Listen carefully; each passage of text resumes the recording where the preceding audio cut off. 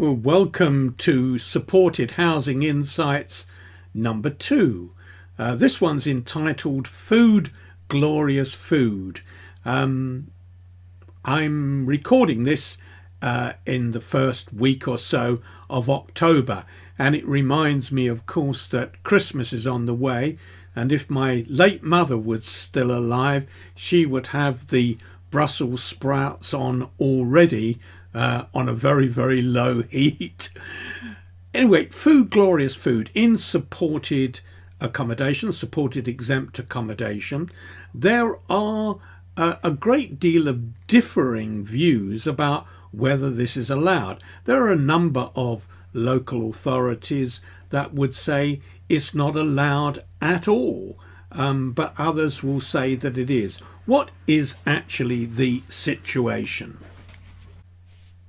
Okay, so again, what makes a service charge, any service charge, eligible for housing benefit in the first place is section 12, para 1. Subject to the following provisions of this regulation, the payments in respect of which housing benefit is payable in the form of rent rebate or allowance are the following periodical payments for which a person is liable to make: payments of or by way of rent, license, etc., etc., etc.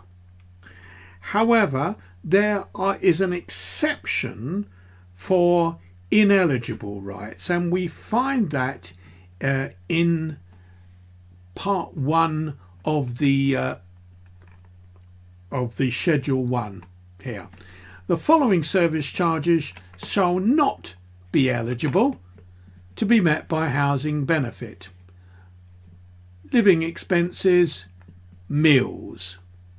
But you've got to look carefully. It says subject to paragraph 2, meals. And paragraph 2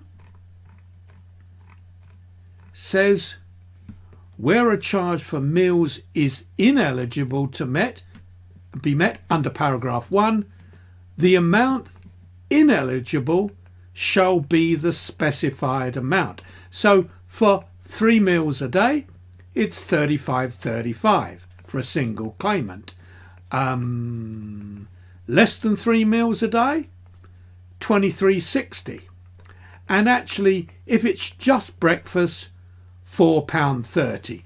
These change each year. So it's interesting. You could say it's eligible and ineligible, but the amount that's ineligible are just these standard charges. Let me show how this works out in my spreadsheet. Here I go to budgets. Now in this particular case, the actual cost of the food, as I've worked this out, is about £4 per day per person, something like that, which equates to 5,840 for this 4-person house. So it's just 1 year. We don't kind of allocate this over 3 years. There's the total cost for the year, and the cost per person per week based upon this 4-bedroom place is $32.29. Now we also have to allocate the cost of staffing. Now in this particular case, just because I want to show working out, is 5,475, which essentially is 1 hour per day at £15 per hour. I've added nothing for anything else such as pensions, sick pay, blah, blah, blah, blah. But I'm just using this as an example, which is $30.27. So the total cost for a week is 62.56. But the amount that's got to be deducted based upon the standard charge is $35.35. Now, if we go back to the rent breakdown for this particular property, here is the provision of breakfast, half board, full board, which we pull in from budgets, cell 109, And here is the ineligible charge, 35.35, pulled in from budgets at E110. So there is the charge and there is the deduction, and that's all perfectly allowable.